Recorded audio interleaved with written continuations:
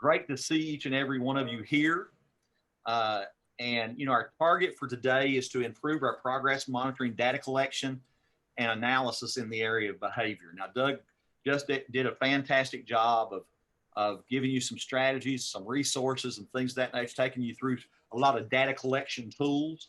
And that is kind of the key as we move through this, that we understand the tools that are there for us to use, and then also to understand that those data collection tools are readily available to us, and if we don't have those tools that we need, and we have a behavior that we need to measure, and we need some help with that, just reach out to Doug Smith. He does a tremendous job with that. He's a behavior consultant here at KVEC, and I'm sure he can point you in the right direction. This session in particular is going to focus more on what you do with the IEP once the student is in the program and you have started to progress monitor that IEP for compliance. So again, our target today is to improve our progress monitoring data collection, and then to be able to analyze that data that we collect so that we can make decisions and that we can do what we need to do for students with disabilities. So what is progress monitoring? And this is straight out of the IEP guidance document. The IEP guidance document has a section, I think it's page 66 to about page 69 or 70, that has some just general guidelines for you in terms of what you're supposed to be doing for progress monitoring. And progress monitoring is just really the ongoing process of collecting and analyzing data. That's basically what it is. And it's going to help us determine if the student is making progress on the annual goals. Now, there are some other reasons why we would progress monitor. And so the IEP guidance document does a good job of pointing that out. And you can see the purposes of progress monitoring are to do these bullets here: measure and report progress toward measurable annual goals, determine the effectiveness of our instructional services, guide instructional decisions to make adjustments to our specially designed instruction, determine the current level of academic or behavior performance, provide data for reevaluation process, and to determine if the student continues to meet eligibility for special education and needs specially designed instruction. So that data you collect really has lots of reasons that you would be doing it. Brenda and I do a lot of folder review, and Chastity started helping us as well. And so lots of times when we see data collection or progress monitoring, maybe it's incomplete, maybe it's non-existent, maybe it's in another folder or whatever. But it's, I would say, if I had to say one of our areas of growth for our region, and I'm not talking about anybody in particular, I'm just talking about as a region, I would say that progress monitoring is an area that we could experience growth for all of us, not just you guys as practitioners, but for all of us, understanding progress monitoring, being able to do it in such a way that's going to be useful and it's going to do the things that we need it to do. When you think in terms of perspective and you think in terms of free, appropriate public education, which is what we're charged to do for students with disabilities, it is really the only definitive way that we can prove to anyone, whether it be a court, a parent, KDE, or whoever we're trying to prove it to, it's really the only definitive, definite way to say that we've in fact implemented that IEP, and to show that we have actually worked with that student. But it also goes deeper than that, and it helps us to determine if we need to make switches in. And we're going to talk a lot about making changes in our instruction based on our data today. And then, also then meeting that eligibility criteria for needing. It helps us to determine that the student still meets eligibility, because each year when you do your annual review, you're in fact reestablishing eligibility for that student, because in order to be eligible in the state of Kentucky, you have to you meet one of the criteria of the disability categories, but you also have to have an adverse effect on educational performance, and we have to be able to demonstrate that in our present levels. And then part of demonstrating that is determining how much progress they've made And if they still need specially designed instruction, the progress monitoring data goes a long way in backing that or giving us some data support to our decision to continue. So we wanted to talk of that, provide a little perspective, and then also another good reason why it makes us compliant. And we know, and we've made a hot link here to the Kentucky Administrative Regulations for Special Education. You can go in there if you want to do further reading on this after this session. You can go in there and you can see what it says about progress monitoring. Now, we will say this. We just kind of pulled out an excerpt here for you, and we just kind of are showing you here exactly what it says under 707 KAR Section 5, Item 13. An IEP shall include a statement of how the child's progress toward meeting the annual goals will be measured, and when periodic reports on the progress the child is making toward meeting the annual goals, which may include the use of quarterly or other periodic reports. So we know, based on the law, that as often as we report on other non-disabled students in our district, we have to report on the annual goals, and we have to have strong data to support our claims. And there's no place to hide anymore. You have to have this kind of information. And so then it also talks too, as far as on the implementation side, about collecting, graphing, and interpreting progress data to make instructional decisions. When developing an IEP, the service provider selects methods of measurement and develops specific measurement tools that align to and can measure each measurable goal. We're going to talk a lot about that today, about looking at the verbs, looking at whether or not they're measurable. Can we see them? Can we count them? Can we hear them? Can we time them? And then can we decide, can we make a ruling or a decision based on what that behavior is as to which method of measurement is correct in measuring that specific behavior? So we're going to look at that a little bit today. And then the service provider then develops uses a computer generated graph to capture all progress monitoring data collected from the specific measurement tool. And when reviewing progress, evidence should include a graph, include the identification of the specific method of measurement, not just direct or indirect or authentic or curriculum based, but a specific one that is embedded in the goal, in one of those 6 components of the goal. And then the graph would then include the title, the baseline, what's your progress monitoring? What are you progress monitoring? What is the title of the progress monitoring? What is the baseline, and how do you indicate that baseline? And then what is the measurable annual goal? What are you shooting for? What's the criterion that you're looking to reach? And that then you would see that signified by an aim line, the desired rate of progress. Then you would also have a trend line. That would be your actual progress data. That's where you're going to be actually plotting those points, and you're going to be looking at the trends that suggests in order to make decisions on your instruction. So then you would have data points with date to include the month, the day, and the year, and you must match the frequency defined in each measurable annual goal to those dates and times and the year. Now, one of the things that Brenda Combs pointed out to me as we were discussing this morning, some of this stuff that we're going to talk about today, one of the things that we see lots of times with our progress monitoring, when you do have everything in there, that you might forget to put the year in. We don't know what year it is when we're reviewing folders. KDE doesn't know it. So we want to make sure that you include the month, the day of the year. And this is per the IEP guidance document. It comes straight from that.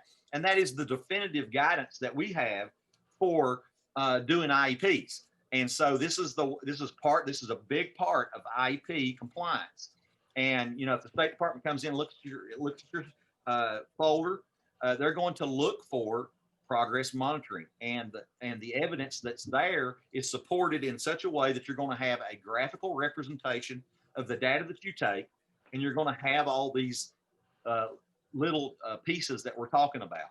So to determine progress, the trend line, actual rate of progress, and the aim line, desired rate of progress, are compared.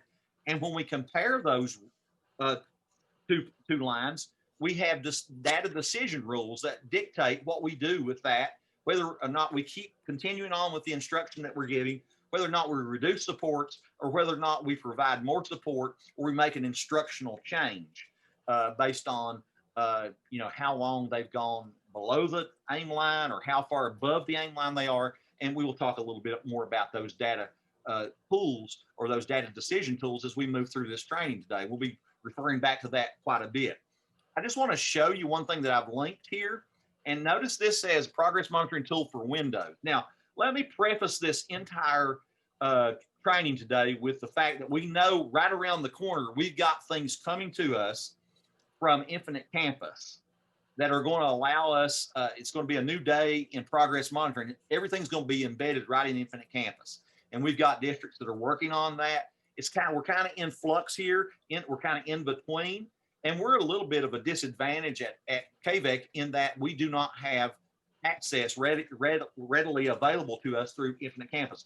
And we depend on folks like Regina Brown, who represents our region on the CGIC committee, who really works within Infinite Campus and gives us information very well over time and tells us what's going on. But we're getting ready to have the tools. But for today, we're going to use just a progress monitoring tool that we have used in the past that was provided for us through Chris Lacey up at Morgan County.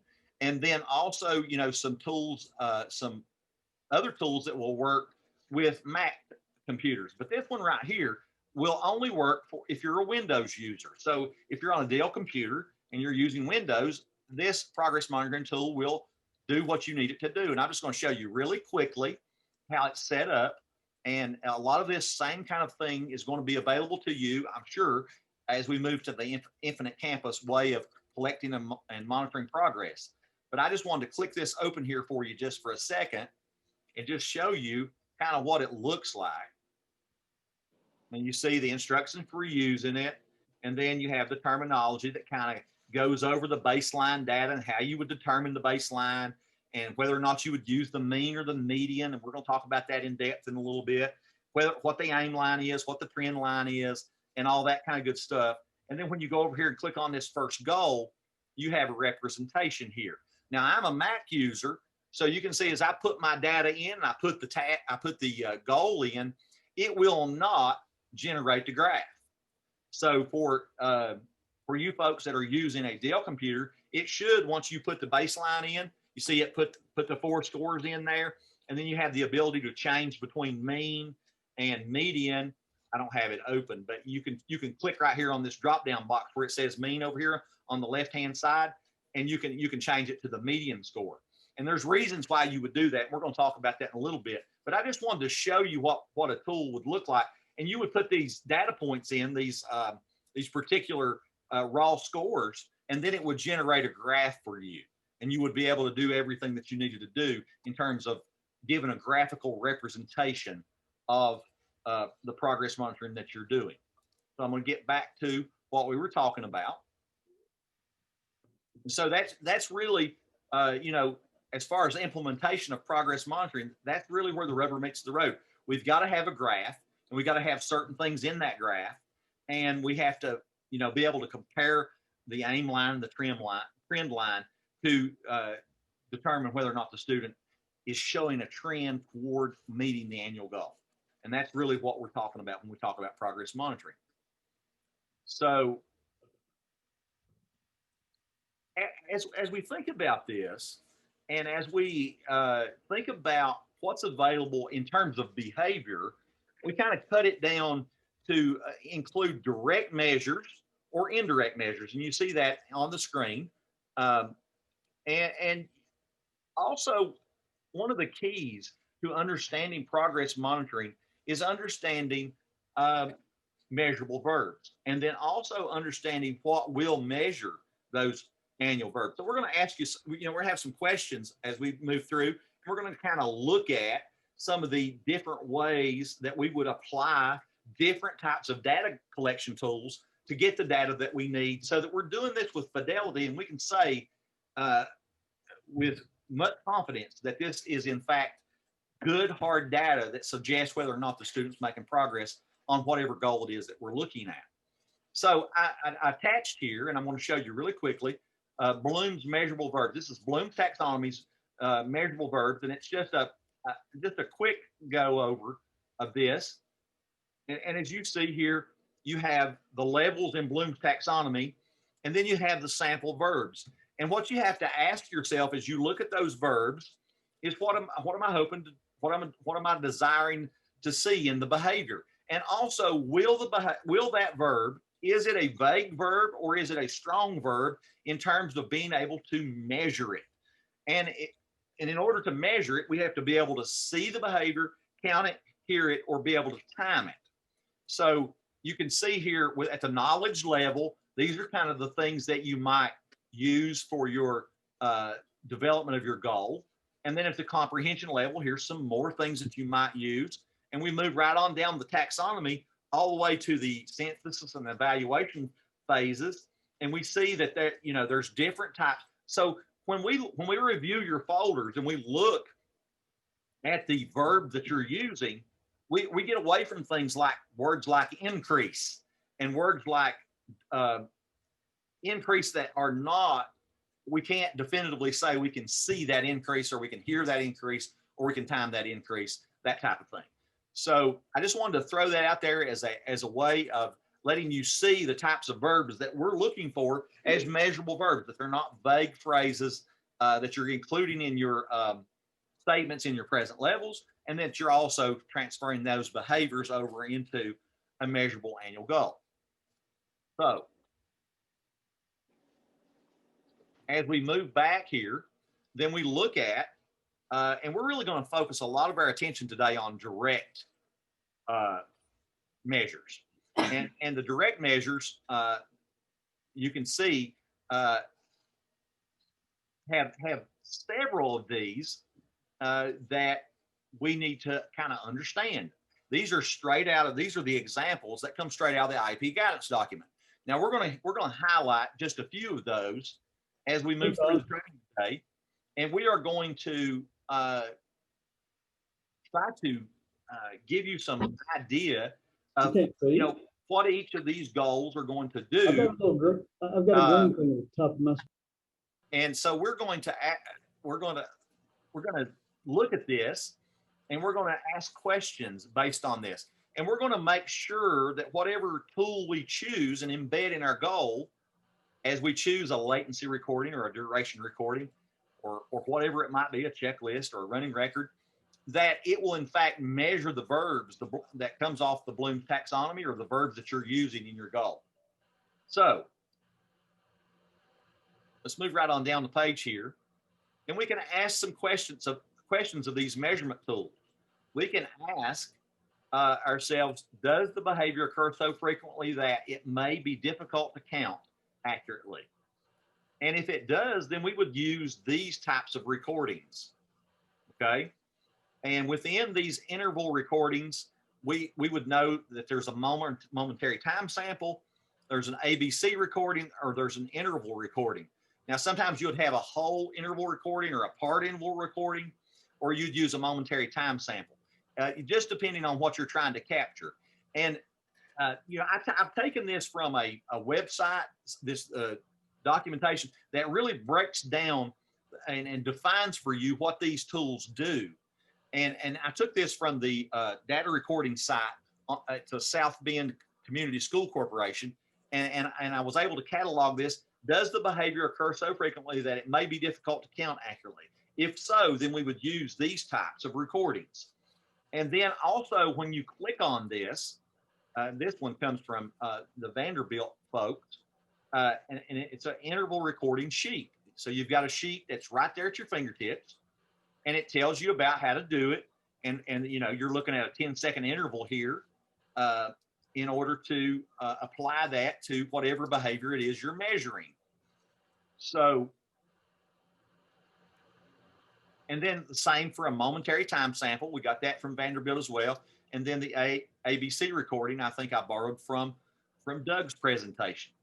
And so you're able to, if this is what you're trying to do and the behavior's occurring so frequently that it's difficult to measure in a particular time amount or time block, then you would take just a sampling of that and capture that data. And then you have to do some mathematics with that in order to come up with the data point that you're going to plot.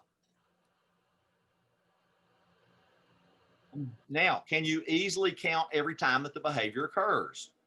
So, and this is kind of where we're going to focus our attention today as we work through this training. We only had an hour and a half, so we said we're going to give you an example of one goal, and we're going to look at a particular type of recording, a data recording, and then we're going to show you a graph and show you what goes on with that graph as we move through. And so, can you easily count every time that the behavior occurs? Event recording is a process for documenting the number of times each behavior occurs. So if you're going to count the number of times that a student calls out inappropriately, you would use an event recording.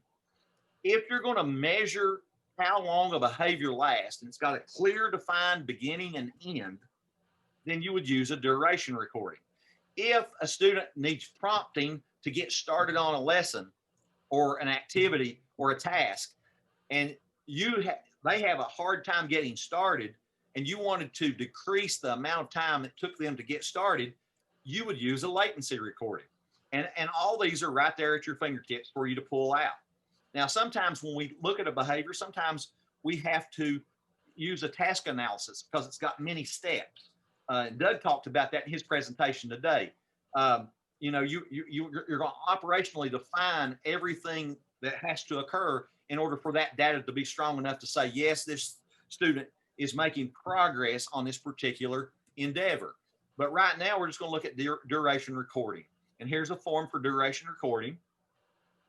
And this is a data collection tool that you could use with your students.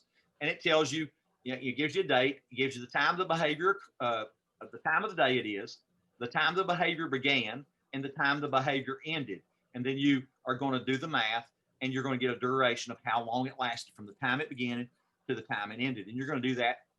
You may do that several times in one class, or you may do that one time a day, or you may do that, one time a day and take an average at the end of the week. There's lots of ways to do that, and we've talked about that as we've moved through this as well. So let's move back to our interactive agenda here. And then there's the task analysis data sheet example that's also in there for you. I'll just give you a quick look at what that looks like, and it kind of breaks down what those behaviors need to be if you're looking at a task analysis. If you have any questions, any comments at this point, please share your comments. Speak up. If you have questions, put that in the chat. Chastity's monitoring the chat. Brenda's monitoring the chat. Cheryl's here. A lot of our staff is here. And so we just encourage you to please, if you need something, just let us know. Denny, this is Dion. I just wanted to let everyone know I dropped a note in the chat, but as you are ending this session today, we'll make sure that we drop the link to this document in the chat so that folks can have access to it. So those things are hyperlinked. So any of those things you want to pursue any further, you'll be able to access those and have that link. So I'll drop that in at the end of our session today. Yeah, when I'm sharing my screen, you can't click on it, I guess, is the big thing. And so but we wanted just, to give you the presentation as our gift to you, and hopefully it's something that you can use. And it's, we're going to continue to work on this and continue to build it and continue to get it better. We hope to, at some point in the near future, embed the Infinite Campus screenshots and, be able to talk to you guys about that as well. So that's coming to you in the near future, and we'll update that and add that to that as we move ahead. And I appreciate Dion and all the good folks at KVEC that have helped us with this, and also helping with this presentation itself. And it takes many hands to do these things and do them well.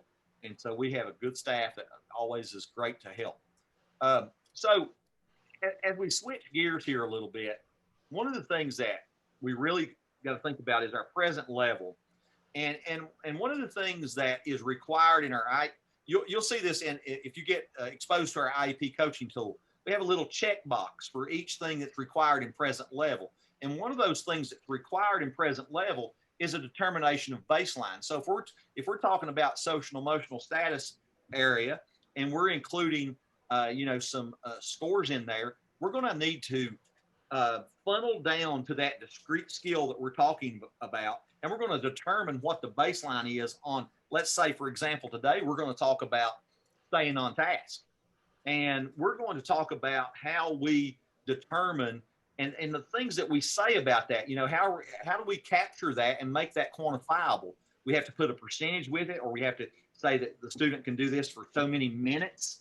And so when the State Department looks at your files, they're really looking for a baseline starting point.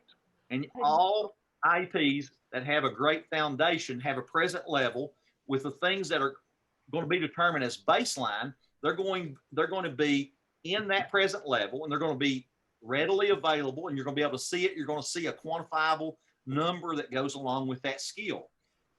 And so every time we come out and review files, we're looking through that checklist, and we're saying, do you have strengths? Do you have needs? Do you have skills that are identified that have been funneled down from, let's say, an overall type of, behavior down to a discrete behavior like staying on task? And then we have to operationally define that. And we have to say, what does that look like? What does those skills look like as we move through, and how do we establish baseline? So, you see these examples here. This comes straight out of the guidance document. We're going to say words per minute. How many words per minute can a student read? We're going to put a number with that. What's the percentage correct in 3 out of 5 trials? And we're going to put a percentage with that. And a number of minutes to sustain a behavior performance level on a rubric. Or are we going to do that, just with a duration recording? And we're going to determine what that baseline is. So I linked this in here, and this one kind of comes from, it's also linked to our IEP coaching tool. So it's important. And so I just wanted to show you what that looks like. Establishing baseline, how to establish a baseline. As Denny's moved through this, what we've done is consolidated some of the things from the IEP document that are specifically addressing behavior and progress monitoring. So some of the pieces of this are from that guidance document, just in a way, and presented in a way it's consolidated and then maybe more accessible in a format so that you can be thinking, as you're thinking through that process, you have those things kind of at your fingertips. So, right. Brandon, that's a very good question, because one of the knocks that we hear on the IEP guidance document is so voluminous. It's so long. We don't have time to go through all that kind of thing. But we, as practitioners, we have to know how to progress monitor. So we tried to pare some of this down and put it in a little succinct manner. And one of the things that we really know that we have to be able to do is we have to determine baseline based on the skills that we're going to turn into goals. And so which data source will you use?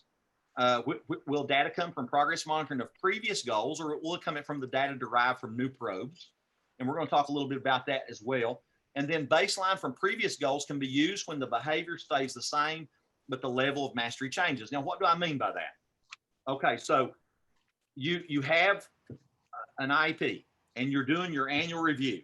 The previous IEP, the student had a certain level, had a behavior goal on there. Maybe the goal was to stay on task. So we look back to that behavior and we say, where were they in the last 4 data points? And we do an average of that, or we do a median of that. And we would say then, what is the baseline based on our median score or our mean score, our average score? And we would then transfer that baseline to the new IEP. And we'd look at that year-end analysis, and we would determine where that student was. Now, if the behavior is going to stay the same in that goal, and you're going to transfer this goal on staying on task into the new IEP, then you're going to, and the behavior is going to stay the same, the circumstances is going to stay the same, and the data collection tool is going to stay the same, then you can just go ahead and transfer that goal as is, and you can change the mastery level. So if your goal was to have that student stay on task for 8 or 9 minutes, you could increase the mastery level and keep everything the same. You wouldn't then need to do no new probe to establish a baseline. But if you're changing to a new behavior and you've got a brand new behavior and you're going to replace that goal, and you're going to change something in that documentation of that goal, or of that determination of that goal, those components, if you're going to change the behavior, if you're going to change the circumstance, or you're going to change the tool that you use, then it's going to change the data. And so you would have to get your own new probes. Does that make sense? I hope it does. So sometimes we haggle back and forth about where does that baseline come from? If you don't have baseline data, you got to get it yourself. And if you have to get it yourself, then you can use new behaviors, new methods of measurement, and new circumstances. But if you're keeping the same goal and you want to keep it succinct and you want to compare apples to apples, then you have to only change the mastery part, and you can continue that goal on to the next year. So I said, I got down here, use the last 4 to 6 data points to carry over from the baseline. New probes must be conducted if no data exists, a new discrete skill has been identified, or a small segment of the baseline has changed. And that small segment I'm talking about is circumstance, behavior, or method of measurement has changed. So that's when I would do new probes. Denny Paul, we do have a question in the chat. It says, would that be true for scores in all areas, for example, speech, or would that just be true for the behavior goals? It's true for all areas. It's true for all. It's true for academics. It's true for behavior. If we're changing the behavior, if we're changing the method of measurement, if we're changing the circumstance, then we're going to need to do new probes And or an annual review when we're coming to that next year. And if we're going to keep that behavior, then those things need to stay the same in order to make that data be called being done with fidelity and being comparable, so that you can say, yes, that we're continuing to make progress on that. So you're not comparing apples to oranges, if you will. And I hope that answered your question. So we also talk a little bit of, Chas, did you say something, Chas? Yeah, one other thing. Another comment also was the one a method that they had used is they used the last score of the old IEP or the first score of the new IEP as the baseline. So is that okay? My understanding is that you have to determine the previous goal. If you're going to keep that goal the same, if you're doing the same thing, the behavior's the same, you're going to look back to those last 4 data points, and you're going to do an average of those last 4 to 6 data points. Now, what makes it different in regards to determining that, which are you going to take the average of those 4 to 6, or are you going to do the median score because there's an outlier? Let's say you had a data representation that had, let's say, for example, you had an 80 and an 82 and an 83, and then you had a 50. You would want to take that into consideration, and you would want to. And we've got a little presentation here that talks about how to do the mean and the median in just a second, and I'm going to go into that here in just a second. But to answer that question that Chastity came up with, if I'm hearing it correctly, I think you're going to have to determine either what that baseline was by looking back at an average of those last 4 or 5 or 6 data points, or when you come to that new one, if you change anything, you're going to have to do your new probe and get an average and reestablish that baseline. So then we talk a little bit about the filtering process here, and we look to see that the baseline data, we're looking at I think sometimes when we review files and we're looking at present level, and Dion, Brenda, and I talk about this all the time, it's okay to have supporting test scores in, okay? Things like screening information, RTI data, classroom data, integrated report data. But if we're thinking about the funneling process, as we identify an area, let's just throw reading comprehension out there, because it's one that is easily understood. If we're looking at reading comprehension, there may be really many reasons that's impacting that reading comprehension. It could be cognitive level, it could be memory, it could be fluency, it could be the inability to blend sounds, it could be that by the time we're good word callers, but by the time we get to the end of the sentence, we forget what we've read, that type of thing. So there could be all kinds of things that, in an overall sense, these informations up here tell us what area in an overall sense, we're in, but then we need to funnel down to that discrete skill. And there's where we attach the baseline to those discrete skills. So if it's words per minute that's impacting our fluency, we have to make a decision based on what we're going to prioritize, because the IEP says it's not intended to be the entire curriculum. It's intended to be discrete skills that are going to lead us to success and closing that gap and getting that student closer to expected similar age performance as soon as possible. So we have to prioritize. And sometimes we have to decide, if we got an MMD student, we may have to decide within reading, what is the big skill that's really going to make the biggest impact, or the small skill that's going to make the biggest impact, I should say, the discrete skill from that. So the same thing would apply here with behavior as well. So then we establish the baseline by doing those things that we talked about. Now, let me go back here for just a second, and let's just look here in our presentation about using the median and the mean. The median is used when probes are collected a single data collection period. This measure is used for new students who transfer without baseline data or no previous progress monitoring data. But it's also impacted by the score itself. If there is an outlier score, like I said before, if you got a data set and the data set's got a bunch of scores that are close, 80, 82, 83, and then you got a 50, we know that's something's gone wrong there. It's an outlier type score. So we're going to use the median. Now, if we had 82, 83, 85, and 80, we would average those four scores together and divide by the number of scores to get the mean down there at the bottom. But when we do the median score, we would list them from highest to lowest or lowest to highest. We put that data set together and we'd take the middle number. Now, if we have an even number of scores, we would have to calculate the average of the two middle scores. So two measures used for establishing baseline score are the median and the mean, and that's why they are there. You can only use the mean, the average score, when the data set is tight. If you've got an outlier, you got to go to that median process. Okay, so as we're moving through, we're looking at developing IEP goals and objectives for behavior, and we want to really get you guys involved. We want to, and I may need some help with this, KVEC staff. So you guys perk your ears up for a second. I know they get tired of listening to me talk because I talk a lot. But at any rate, we went ahead and took the liberty of including an example here of a goal for remaining on task.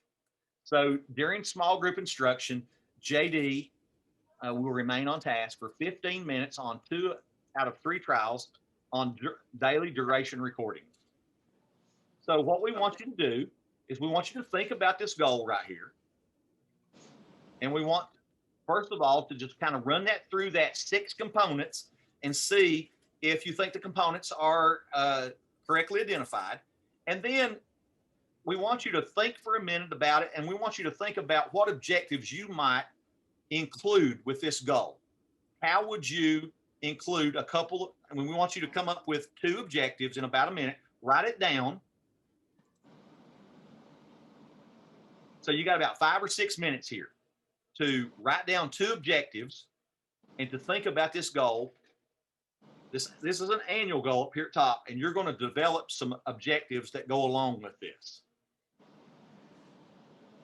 And then later, after the time's up, at about 2:19 or 2:18, we will go to some breakout rooms, and we will discuss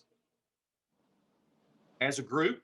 We want you to discuss what you come up with, and we want you to listen to your partner, and we want you to add 1 new objective to your list.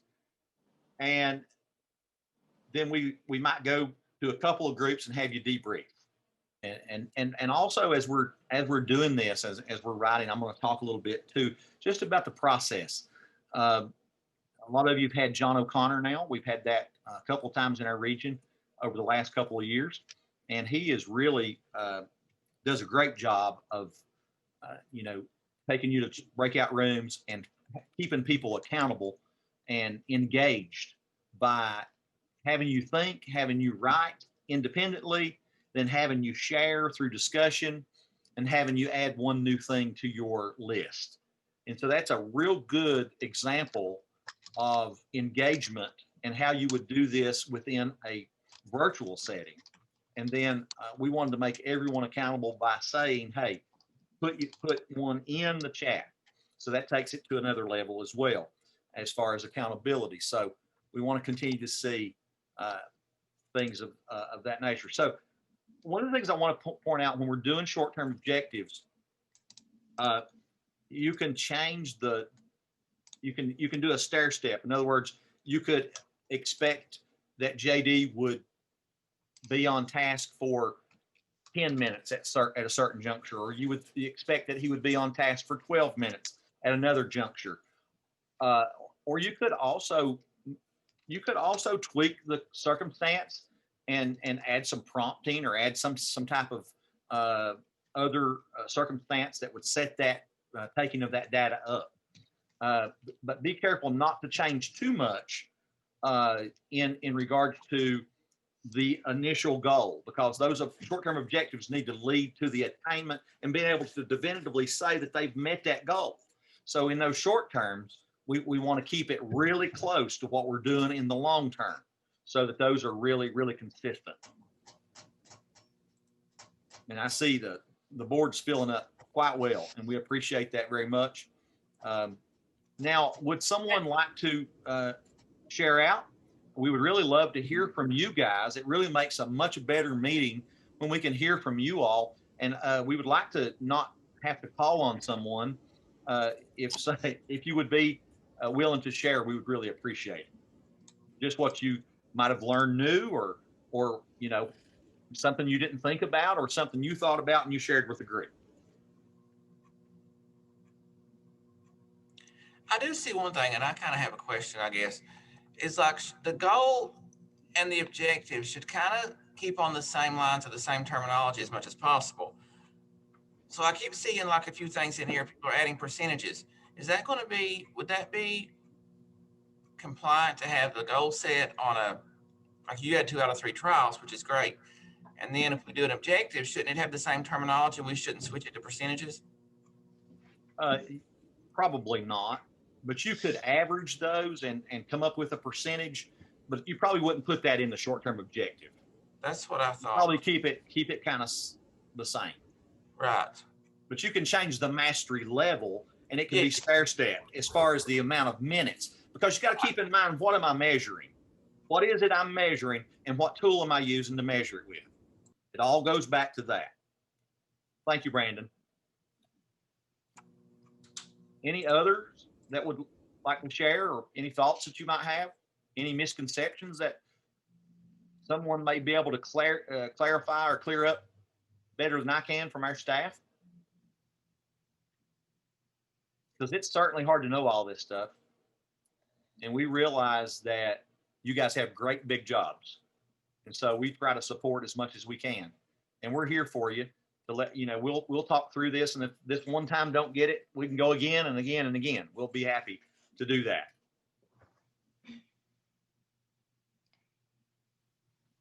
One thing, Denny, I would ask is, did it, thinking through that process, help you think about an additional way to approach writing an objective? Did someone else have a good idea that maybe you hadn't thought of that you could talk about?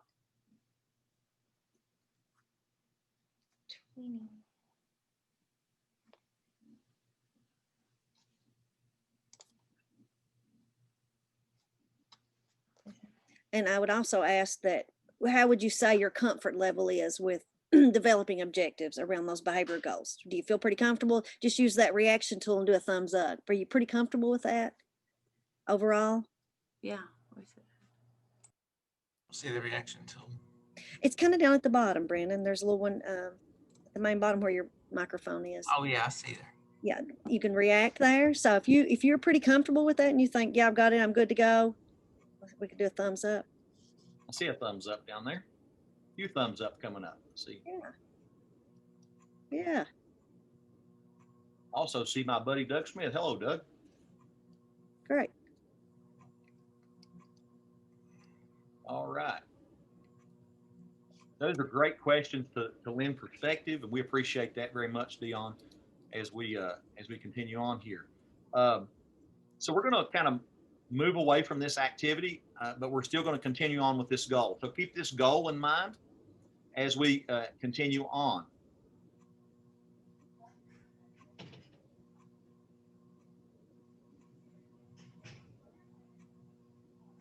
So I'm just going to kind of show you what one might look like. No, that's not the where I want. I'm sorry. Just one second. So down here, here's a screenshot of one, and we've got the baseline at 10, and we got the criterion at 15. And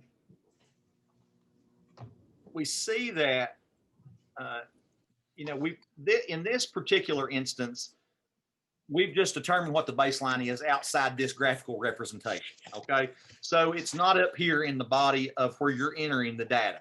Now, I really like the ones that allow you to put the baseline scores in and it will do it for you.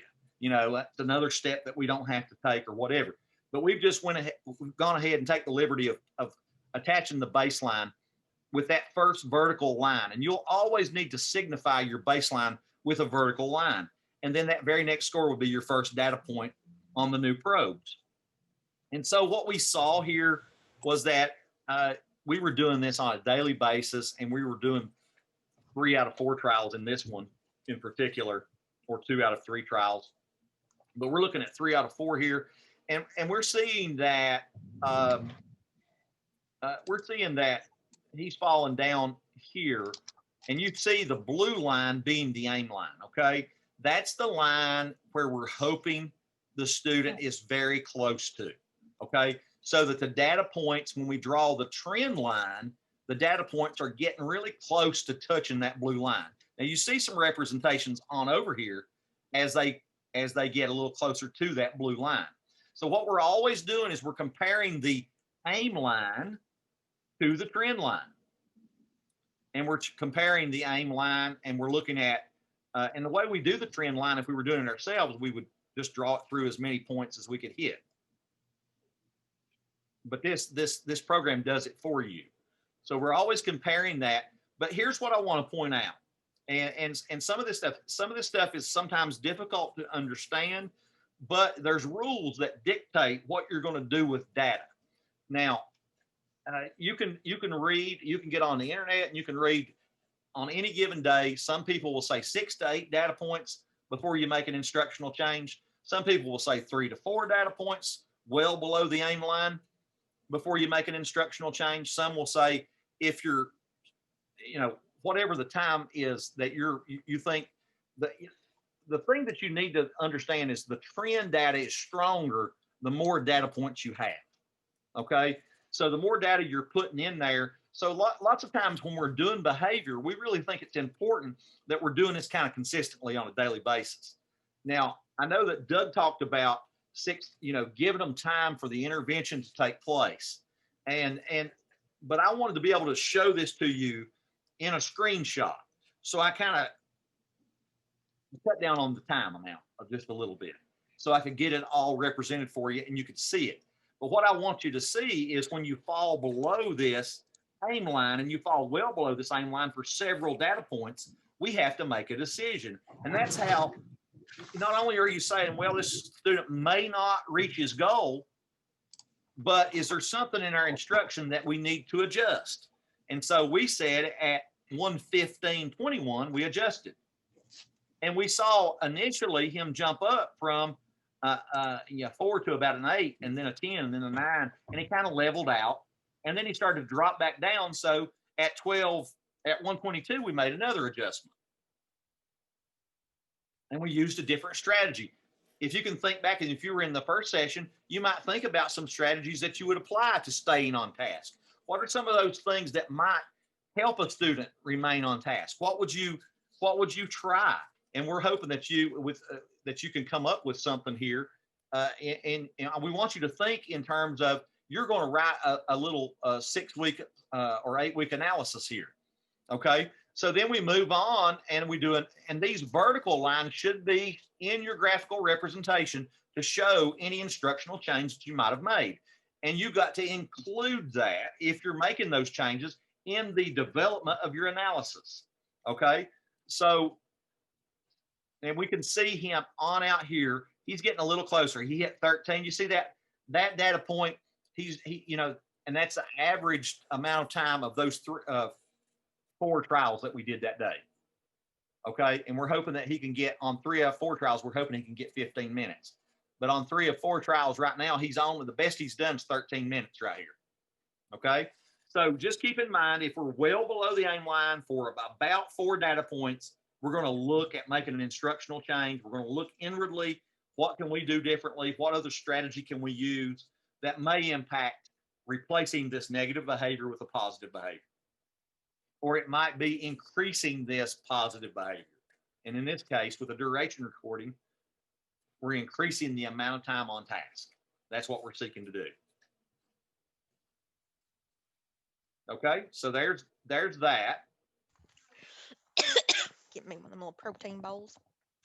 And there, up here in step 1, there's our discussion on the rules. We've kind of already gone over that. Okay, we've kind of already taken a minute or two to process that. Remember, trend line, aim line are close to where you're going, and the data is moving the direction that reflects the student is progressing. Keep moving forward. Data points that are well above or well below the aim line, we're going to change instruction and indicate that with a vertical line. If data points are well above the aim line, you either reduce the level of support or change the goal there. Okay. So you could also, in that reducing of that level of support or changing that strategy, you could also indicate that with a vertical line as well. So that's kind of your rules there. And then what we want you to do is we want you to think for a few minutes in the next step. We want you to take your own turn and we want you to write your own analysis based on this representation here. And we want the hard part of this is going to be what strategies are you going to use right now? We're using strategy of small group, and we're using strategy of using explicit instruction. Some kind of, and so we want you to come up with some other things that might work for students with attention problems. They're going to be easily distracted and are going to get off task. And how are you going to fix that? What changes are you going to make to your instruction? Think about your own instruction. Think about what you could do for this student. And then we want you to do this in a silo. We want you to do this independently. We want you to think and then write your own analysis. And then share an example. And then after you share your example, and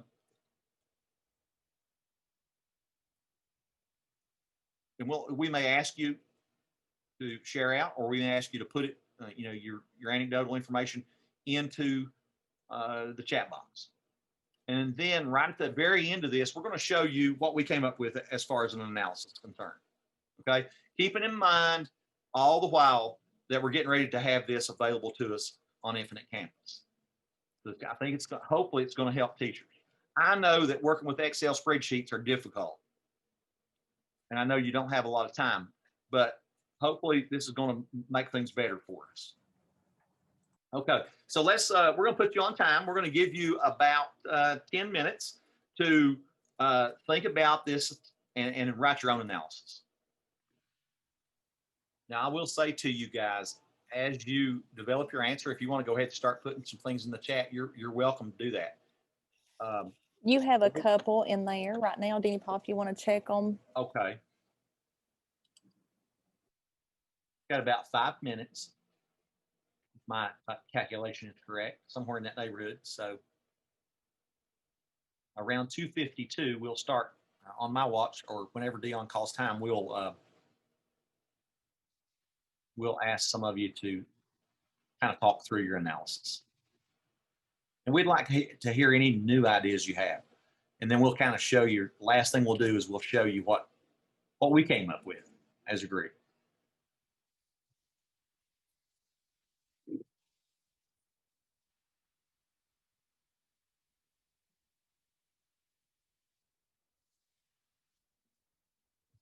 Now, one of the things I can say about what's in the chat, one, don't get too carried away with a bunch of strategies per change. Okay, you probably want to keep it consistent and you know, maybe try one new thing. Sometimes students with attention deficits get overload, and it can be counterproductive. And you can see the behavior decrease in a negative fashion. So keep that in mind. The consistency and just some simple changes in your instruction is what we're kind of looking for, if that helps. Denny, there's time on. Okay, I thought we were getting close. Thank you, Dion. So you put some good answers in. And I want you to realize too, that in that IEP guidance document on page 69, there's some guide for student not progressing, student progressing, student meeting goal, end of IEP annual review, those types of things that are there. The analysis examples are there for you.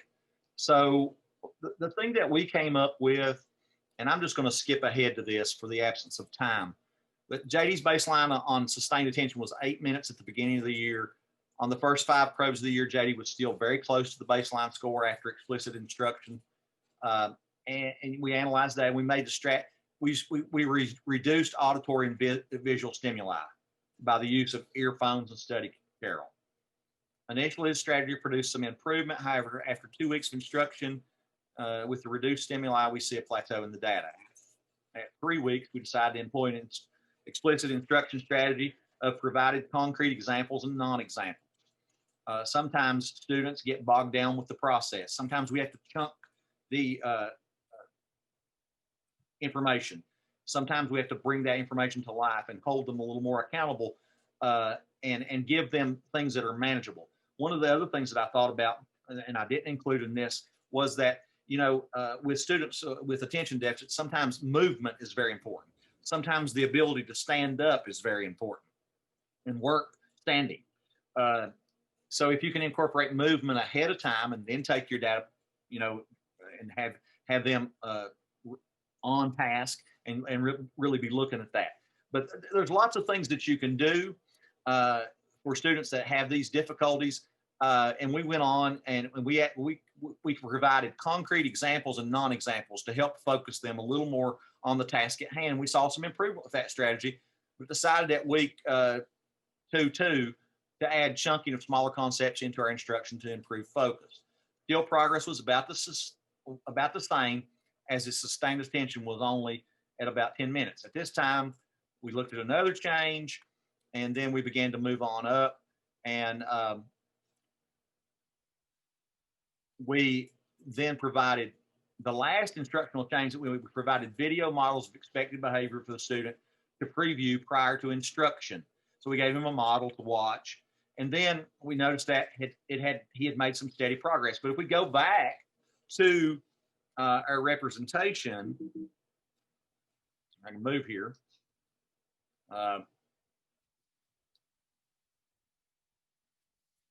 We see, you know, on our one here, we have a completed one, or what we felt like was completed. We see that,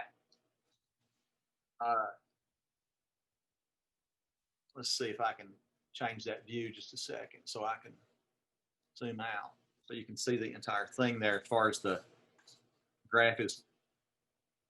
And we see that 10, he was 10 here, and then eventually we started seeing those points get really close to that aim line.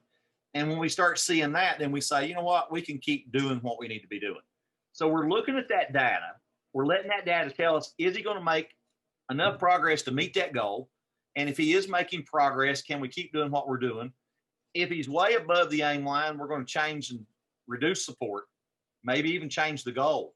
if he masters it at some point. And then if not, if he's well down here, we're going to have to change things. We're going to have to change and try all these different strategies. So that's really what we wanted to get across to you. That's really what we wanted to do in terms of looking at progress monitoring. Keep in mind, using the tools, those data tools that we have linked, understanding the behavior and what will measure that behavior and what our objective is for measuring that behavior is so key as we move through progress monitoring for behavior. And so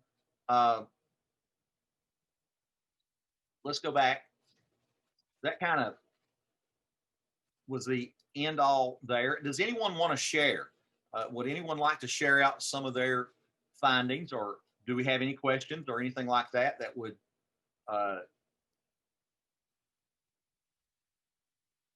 that we need to address before we close down today?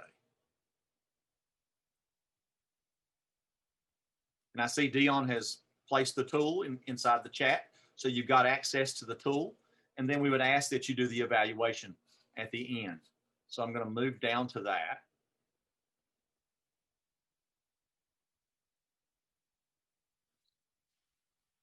And there is a QR code where you can access the session evaluation. Now you'll need to do this.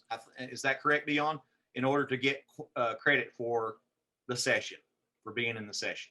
Yes, you do, So Denny. you'll need to make sure that you do this and are able to do this. One more note, when they complete the evaluation, the session evaluation, they will receive an email with their certificate for the hours of participation for this session. But sometimes those go to your junk email. So be sure to check your junk email or your clutter just to make sure. If you have any problems, just let us know. But they usually default to your junk email the first time that you do one of these. So just make sure you check those for your certificate. And I also dropped that in the chat if someone has trouble with the QR code. And also I'd like to add that be sure that you double check that email. Make sure you didn't add an extra space or there's a typo, because if there is, it will not come to you because it's set to come automatically to that email that you enter.